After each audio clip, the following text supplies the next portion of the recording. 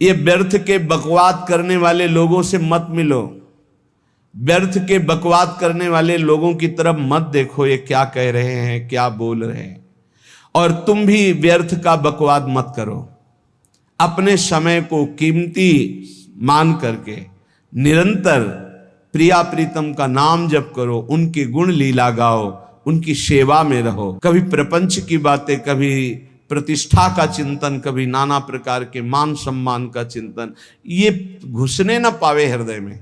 बहुत सावधान रहना चाहिए साधक को। ऐसी बातें देखो मत, ऐसी बातें सुनो मत जिससे तुम्हारा हृदय उद्विग्न होकर प्रभु का चिंतन छोड़ दे। बंद करो। अभी अन्य लोगों के संग का त्याग कर दो, जो भगवत विमुख वार्ता करते हैं, संत निंदा करते हैं, दूसरों की निंदा करते हैं, कुछ हाथ नहीं लगता। ये लोग दुर्गति को प्राप्त होने वाले हैं। ऐसा संग मत करो जिनके पास बैठने से भक्त निंदा, जन निंदा, भगवत निंदा हो। ऐसे से दूर रहो। अलम बंद कर दो ऐसे लोगों का संग। रात दिन हम श्यामा श्याम का नाम जप करेंगे, श्यामा श्याम के लीला गुण गाएंगे, श्यामा श्याम के ही धाम का शोभा का चिंतन करेंगे। जब तुम अपना जीवन श्यामा श्याम के चरणों में न्यौछावर कर दोगे तो पूरा भार श्यामा श्याम ले लेंगे और तुम्हारे हृदय में मस्ती आ जाएगी। जो ऐसा निश्चयी होता है, दृढ़ निश्चयी, उसके अंदर दृढ़ विश्वास, तो उसके हर समय भगवान की स्फूर्ति होती रहती है। भारी प्रतिकूलता में भी भगवान का सानिध्य अनुभव होता है। वो अनुकूलता में तो भगवान के दुलार को देखता है, लेकिन प्रतिकूलता में भगवान की विशेष कृपा को देखता है। ये संयोग, ये वियोग, संसार की ये द्वंद्वमयी वृत्तियां भक्तों के हृदय में नहीं चुभती। आए की हुज्जत नहीं, गए की तलाश नहीं, क्योंकि नित्य संयोग भगवत स्मृति के प्रभाव से प्रभु का रहता है। शोक विषाद बहुत ध्यान देने योग्य विषय है। तभी लोगों को ऐसा लगता है कि ऐसा कैसे हो सकता है। भक्त के चरित्रों को जब सुनते तो लगता है ऐसा कैसे हो सकता है, ऐसी परिस्थिति में भी ऐसा कैसे हो सकता है। क्योंकि तुम मानसिक बुद्धि से युक्त हो और वो भागवतिक स्थिति से युक्त है, इसलिए तुम उसको पार पा ही नहीं सकते। जब तुम अपना जीवन श्यामा श्याम के चरणों में समर्पित कर देते हो हृदय से, फिर उनकी कृपा से सब विघ्न दूर हो जाते, एक अपार मस्ती रहती है। नहीं तो शोक, विषाद, दुख, क्लेश, कष्ट, संताप, भय, उद्वेग, ये सदैव सताते रहते हैं। इसी से डिप्रेशन होता है। बार बार नकारात्मक चिंतन, शोक, विषाद, दुख, चिंता, क्लेश, संताप, भय, उद्वेग, यही पूरे मानसिक स्तर को नष्ट कर देते हैं। उत्साहहीन जीवन हो जाता है। जब तुम श्यामा श्याम को समर्पित हो जाते हो तो ये सब प्रवेश भी नहीं करते, एक अपार मस्ती बनी रहती है। अब क्या होगा? श्यामा श्याम जो करेंगे वही होगा। श्यामा श्याम पता नहीं कैसा करें, नहीं, वो सदैव मंगल भवन है, वो जो करते महामंगल होता है। यह निश्चय उपासक के हृदय में आ जाना चाहिए। इसलिए अपना सारा मन, सारी बुद्धि, सारा जीवन, प्रत्येक श्वास प्रभु को अर्पण कर दो। फिर देखो तुम निहाल हो जाओगे। दुख, शोक, विषाद, क्लेश, कष्ट, संताप, भय, उद्वेग, ये उसी को व्यापते हैं जिसने अपने जीवन को प्रभु के चरणों में अर्पित नहीं किया। इसलिए तुम अपना सारा मन, सारी बुद्धि, सारा जीवन, प्रत्येक श्वास केवल प्रभु को अर्पित कर दो। फिर देख लेना श्वास कैसे अर्पित की जाती, राधा राधा राधा। बुद्धि कैसे अर्पित की जाती है, एकमात्र निश्चय कि भगवत सुख ही सुख है। ये जागतिक सुख सुख नहीं, ये दुख है, ये ऐसा दलदल है जिससे आज तक कोई नहीं निकल पाया। सारा मन, हम मन से केवल प्रभु का मनन करें। बार बार मन को संसार से हटा के नाम में, रूप में, लीला में, धाम में लगाएं। बहुत प्रसन्नता हो जाती है उस उपासक के हृदय में जो अपना मन बुद्धि प्रभु के चरणों में अर्पित कर देता। भगवान ने तो इसको बहुत उत्तम स्थिति बताया है कि मेरे से कभी वो अलग हो ही नहीं सकता यदि मन बुद्धि अर्पित कर दिया। मय्येव मन आधत्स्व मयि बुद्धिम निवेशय, तो निवशस्य मयि एव अत ऊर्ध्वम न संशया, बिल्कुल संशय नहीं, वो मेरे में ही निवास करेगा जिसने मन और बुद्धि अपनी मेरे में अर्पित कर दी। बहुत प्रसन्नता रहेगी उस उपासक के जीवन में जो अपने आप को मन बुद्धि सहित प्रभु के चरणों में समर्पित कर दिया है। भगवान का आश्रय लेने वाले की पहचान है हर परिस्थिति में प्रसन्न रहना। देखो आप भगवद आश्रित हो कि नहीं, देखो अनुकूल परिस्थिति में तो सब प्रसन्न रहना, लेकिन प्रतिकूल परिस्थिति में प्रसन्न रहना ये भगवान के भक्तों का लक्षण है। हर परिस्थिति में प्रसन्न रहना ये भगवान के भक्तों का लक्षण है। आनंदगन भगवान का आश्रय मिलते ही आनंद छा जाता है हृदय में, उनके पास आनंद का अभाव होता ही नहीं है। जैसे सूर्य का प्रकाश उदय होते ही सूर्य का प्रकाश संपूर्ण अंधकार को नष्ट कर देता है, ऐसे ही भगवान का संपूर्ण आश्रय लेते ही सब दुख चिंता शोक नष्ट हो जाते, आनंद ही आनंद। तुम भगवान के मंगलमय रूप को नहीं जानते हो, पर उनके मंगलमय भाव को विधान को मानना शुरू कर दो। जो भी होता है मंगलमय होता है। हमने जीवन में देखा है, अगर इधर कोई बहुत बड़ा सुख दिया तो देर नहीं लगेगी, 24 घंटे नहीं व्यतीत होंगे और ऐसे दुख दे देंगे, जिससे दोनों का समान भाव रख करके ना दुख में तुम भूलो प्रभु को, ना सुख में फूलो, सीधे भगवत मार्ग में चल। पूरे जीवन की बात देखा है, भगवान के मंगल विधान में सदा सर्वदा सुख ही सुख है, इस बात को मान के प्रसन्न हो जाओ। जब भगवान का भजन करने वाले की तन्मयता बढ़ती है भजन में, तो द्वेषी जन अपने आप तैयार हो जाते हैं। भक्त कभी किसी से द्वेष नहीं करता, अपने आप वो द्रोह करने लगते। तो नरसिंह मेहता जी से बहुत गांव के कई लोग थे जो जलते थे, ऐसे जलते थे कि अब क्या करें, कैसे मिटा दे नरसिंह मेहता जी को। अब उपाय तो मिल नहीं रहा था। तो एक दिन संतों की मंडली आई और उन्होंने कहा कि हम रास्ते में कोई चोर आदि धन ना ले ले, इसलिए यहां से किसी की हुंडी चलती है क्या द्वारिका में? पहले ऐसा था। बोले हाँ हमारे यहाँ बहुत बड़े सेठ हैं नरसिंह मेहता जी, पर आप कहोगे वो मना कर देंगे। कई बार कहोगे, अगर वो स्वीकार कर ले तो वहां। और उनका लक्ष्य था कि नरसिंह मेहता जी की तो खाने की भी सुविधा नहीं थी, हुंडी कहाँ की बात आई। उनका था कि जब वो ना कहेंगे तो संतजन नाराज हो जाएंगे, अगर हाँ कह दिया तो वहां हुंडी चुकेगी नहीं, तो संतजन अपने आप इनको शाप दे देंगे, अपराध बन जाएगा, ये नष्ट हो जाएंगे। संतों को भेजा नरसिंह मेहता जी ने, सबकी दंडवत की, चरण पखाड़े। तो उनका ये इतना रुपया है, द्वारिका में साधु सेवा हम करेंगे, वहां तुम्हारी हुंडी चलती है, तो आप अरे उनका आप कहाँ भूल रहे हो, यहाँ खाने की भी व्यवस्था। बोले हमें सब पहले से बता दिया गया कि आप मना करोगे, बार बार मना मत करो, हमें पता है। तो उन्होंने ठाकुर जी की तरफ देखा, बोले क्या लीला है प्रभु, संतों से हम क्या कहें, ये ले रुपये। उस समय स्वर्ण की मोहरे चल, बेच के बाजार से खूब उन संतों को पवाया, उन्हीं संतों की सेवा की। और उनका अपने सेठ का नाम तो बताओ जहां हमें जाके हुंडी मिलेगी। सेठ सावल सा सेठ। संत जन गए वहां, पूछा कि नरसिंह मेहता जी का जिन सेठ से परिचय, उनका नाम सावल सा सेठ, उनकी गद्दी कहाँ है? तो जो कुछ भक्त थे वो द्वारिकाधीश की तरफ संकेत करते कि वही हैं। बोले नहीं वो सेठ है, उनकी गद्दी चलती थी पूरी बाजार में कहीं कोई। अब संत जन एकांत में होकर के बहुत विचलित हुए, क्या हमारे साथ धोखा हुआ? नरसिंह मेहता जैसा संत क्या धोखेबाज हो सकता है? देखो संशय तो बहुत विचित्र होता है, बड़े बड़ों को संशय हो जाता है। जब भगवती सती जी को संशय हो गया, राम जी को हे खग हे मृग हे मधुकर श्रेणी ऐसा पूछते हुए कि सच्चिदानंद कैसे हो सकते, तो किसी को हो सकता है, क्योंकि वो बुद्धि की अधिष्ठात्री देवी है। जो ही उनके मन में ऐसा आया कि क्या हमारे साथ धोखा हो रहा है, इतने में ही देखा जय हो सावल सा सेठ की। वो कहा सावल सा सेठ, तो देखा बढ़िया मुनीम जी उनके साथ, और सेठ बस्ता लिए हुए मुनीम जी, सरकार इधर से चलो। तो उनका सावल सा सेठ आपका नाम है? संतों ने कहा। बोले हाँ। बोले नरसिंह जी? हाँ। बोले आपकी हुंडी आ गई है। एक कागज में लिखा कि ये हमारे सेठ जी को दे देना। वैसे लोग मुझे माखन चोर कहते, कोई कुछ कहता, लेकिन आपने सेठ बना दिया। जब आपने सेठ बना ही दिया तो आप कभी परवाह मत करना। और ये सेवक आपकी सेवा में सदैव तत्पर है। भगवान ने ऐसा लिखा। जो भगवद आश्रित है, एक बार ये चलता रहता है, जो संत जन होते हैं उनके विरोधी अपने आप बन जाते हैं, किसी से कोई मतलब नहीं, अपने आप विरोधी बन जाते हैं।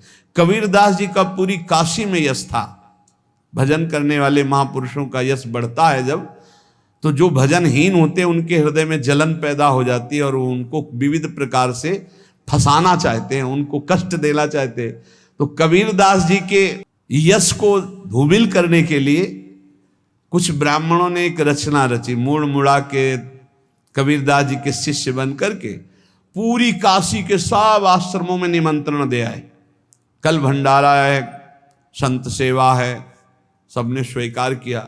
कबीरदास जी अपनी दिनचर्या करके निकले तो संत मंडली आने लगी। बोले कै बजे सेवा है? साधु सेवा। बोले कौन सी साधु सेवा? बोले कल आपके शिष्यजन निमंत्रण दे के आए, पूरी काशी के सब संत आ रहे हैं। कबीरदास जी ने कहा यहाँ तो एक की भी व्यवस्था नहीं, पूरी काशी के संत आ रहे। अच्छा, समझ में आ रहा है, लीला बिहारी तुम लीला करना चाहते हो। गए अपना निकल गए गंगा किनारे, एक झाऊ के नीचे बैठकर अपना भजन ध्यान में मगन है। 11-12 बजे तो उन्होंने देखा संतों की मंडली, काशी तो बहुत।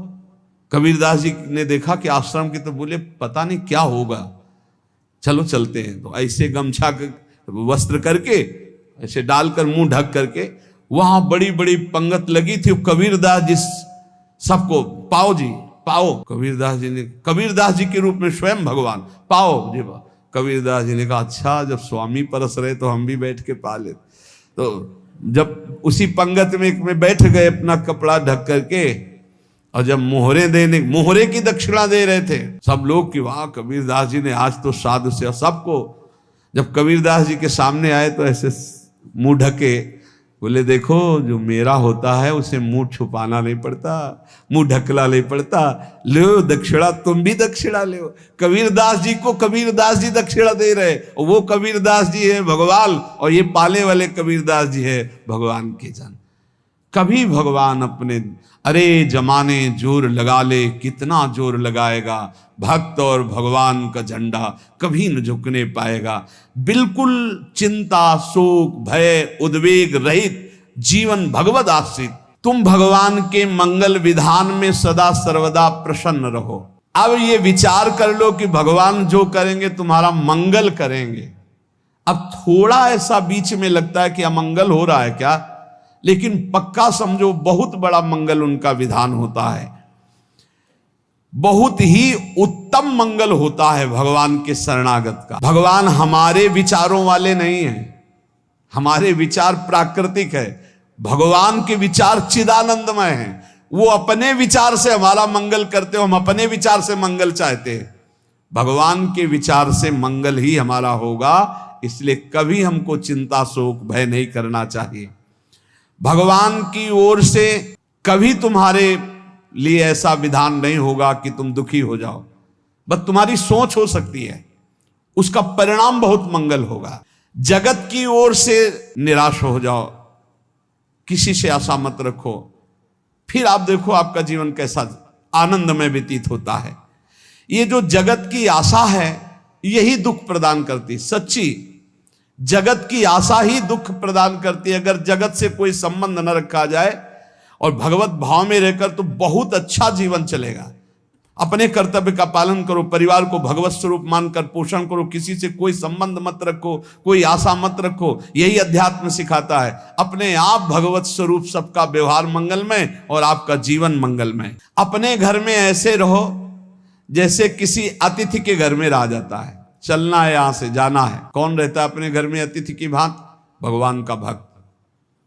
जाना है यहां से, अपनी प्रिया प्रीतम के पास जाना। ये हमारा घर नहीं है, यहां तो हम समय व्यतीत कर रहे हैं, अपनी आयु व्यतीत कर रहे हैं भगवत आराधना करते हुए। हमें जाना है प्रिया प्रीतम के पास। वास्तविक घर भगवान का धाम है हमारा, वास्तविक घर वाले प्रभु हैं हमारे।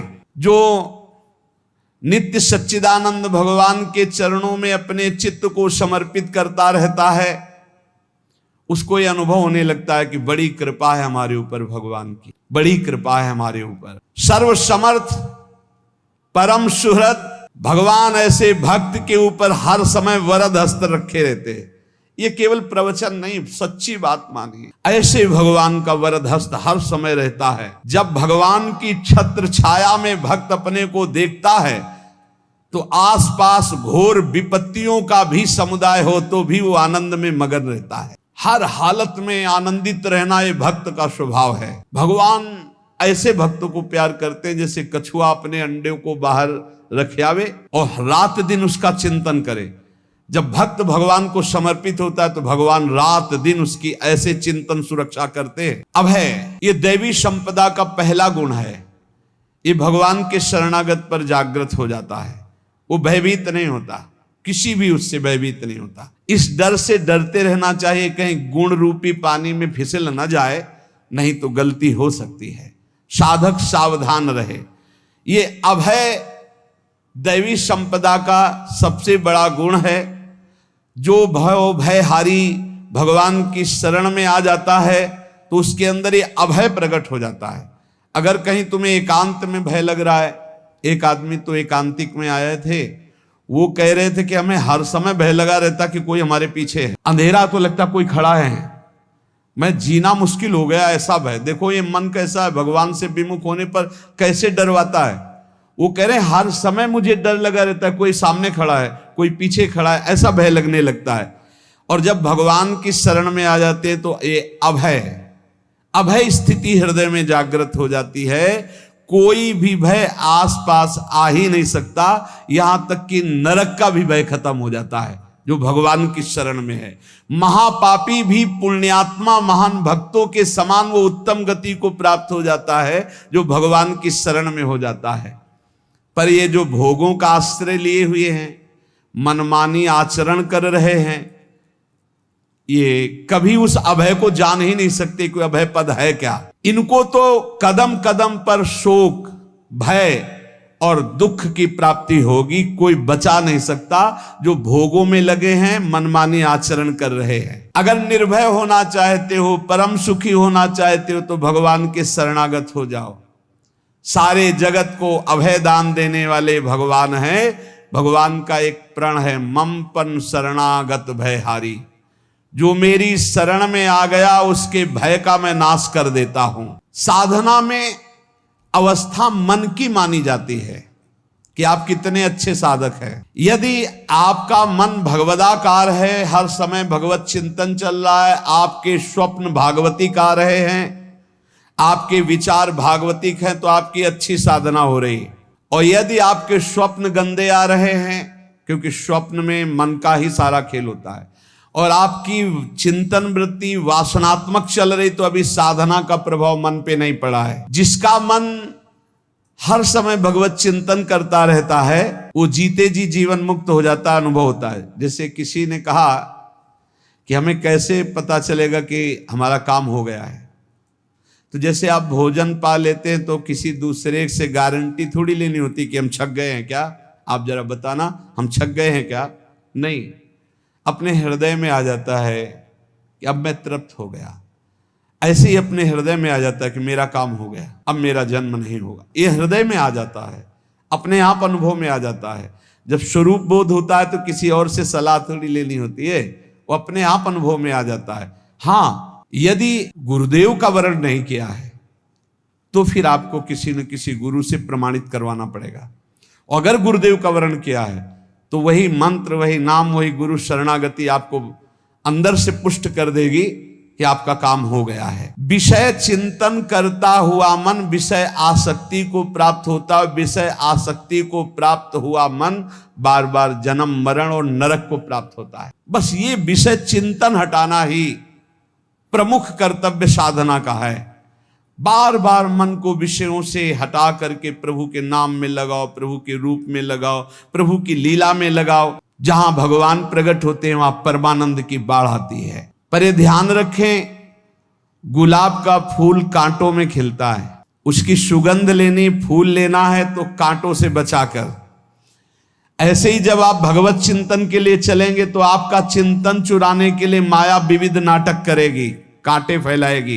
कोई तुम्हारी निंदा करेगा, कोई अपमान करेगा, कोई उपहास करेगा, तुम्हारी अव्यवस्था हो सकती है, तुम्हारी परिस्थिति बहुत भयावह हो सकती है। इन परिस्थितियों में भी भगवत चिंतन का तार ना टूटने पावे तो आगे गुलाब का फूल है। जैसे कांटे से बचा कर गुलाब का फूल लेते हैं और भगवद अर्पित करके सौरभ का सुख लेते हैं, ऐसे ही भगवान के प्रेमानंद का अनुभव करने के लिए संसार के कांटों से बचना होगा।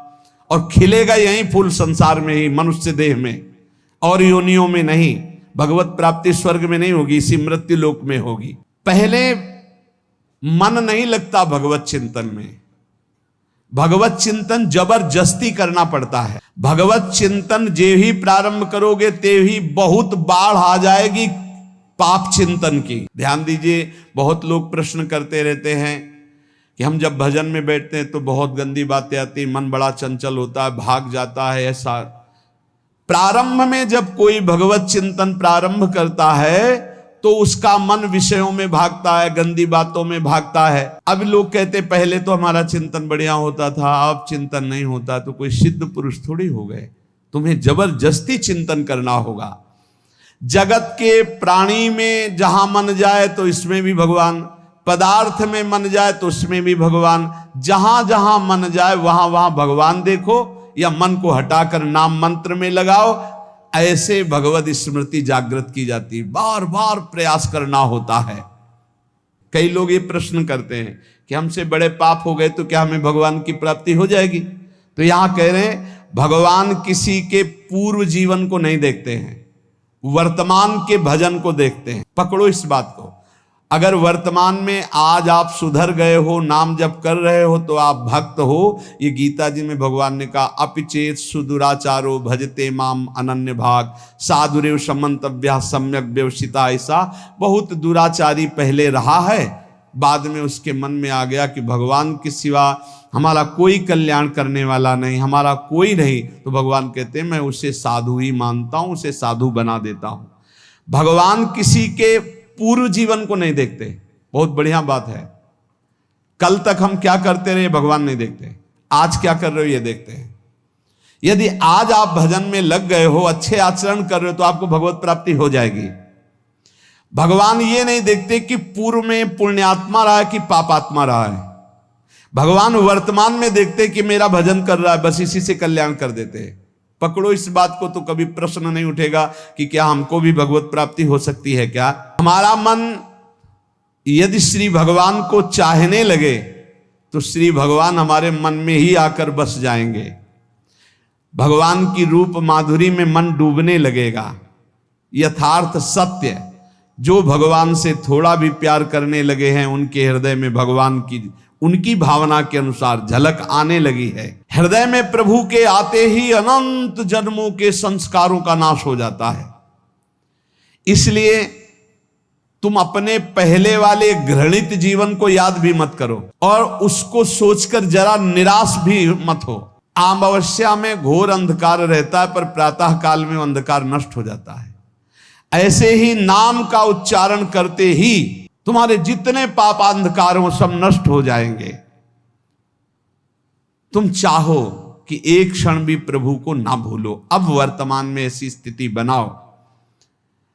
जो प्रभु को नहीं भूलने की चाह करता है कि मुझे ऐसी स्थिति प्राप्त हो कि मैं कभी प्रभु को ना भूलूं, तो सच्ची मानो और कोई बात भगवान सुने ना सुने, ये बात जल्दी सुन लेते हैं। भजन की मांग करो तो बहुत जल्दी भगवान पूर्ण करते हो। भजन जिसका चलने लगा तो फिर लोकांतर के सारी रिद्धियां सिद्धियां सुख वैभव तो उसके चरणों में लौटते हैं। जब हम प्रभु से प्रभु का स्मरण न मांगकर भोग मांगते हैं तभी हमारा भजन रुक जाता है, भजन नहीं चल पाता। यदि हम प्रभु से केवल भजन मांगे तो विश्वास करो ब्याज में सब हो जाएगा।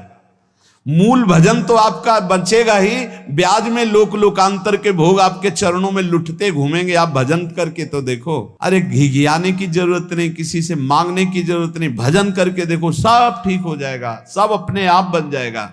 हम बहुत बड़ी भूल कर देते हैं कि थोड़ा भजन करके प्रभु से कुछ सांसारिक वस्तुएं, स्थितियां, परिस्थितियां बदलने की मांग कर लेते हैं, जिससे भजन छूट जाता है। प्रभु की स्मृति इतनी महान है कि जिन्होंने बैर भाव से प्रभु का स्मरण किया उनको भगवान की प्राप्ति हो गई। जैसे कंस आदि भगवान से बैर ही तो रखते थे, लेकिन भगवान की स्मृति रहती थी, स्मृति ने उनको भगवत प्राप्ति करा दी। स्मृति में महान सुख है, पर वो जब भक्ति रस से युक्त स्मृति होती तब माधुर्य रस, प्रेम रस का अनुभव होता है। कल्याण तो वैर भाव से स्मरण करने वालों को भी प्राप्त हो गया। यदि आप भक्त हो और ये चाहते हो कि आपकी भागवती की स्थिति बहुत जोर की हो, तो हम आपसे प्रार्थना करते हैं कि रोज प्रभु से एक ही बात मांगिए, मुझे अखंड स्मृति दीजिए।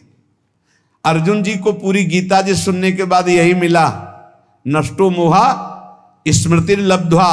स्मृति, प्रभु आप हम पे ऐसी कृपा कर दो कि हमारे हृदय में किसी और व्यक्ति वस्तु स्थान की स्मृति न रह जाए, केवल आपकी स्मृति रह जाए। ये चाह भगवान बहुत जल्दी पूर्ण कर देते हैं यदि उपासक हृदय से ये बात मांगे। भगवान की कृपा से ही ऐसा हो सकता है कि अखंड स्मृति ये कर्म फल से नहीं मिलती है। प्रभु के प्रति निर्भर होकर जो दैन्यता पूर्वक प्रभु से मांगता है और हर समय अभ्यास करता रहता है भगवत स्मरण का, उसको ये स्मृति मिलती है। और स्मृति मिल गई तो इससे बड़ी कोई स्थिति नहीं।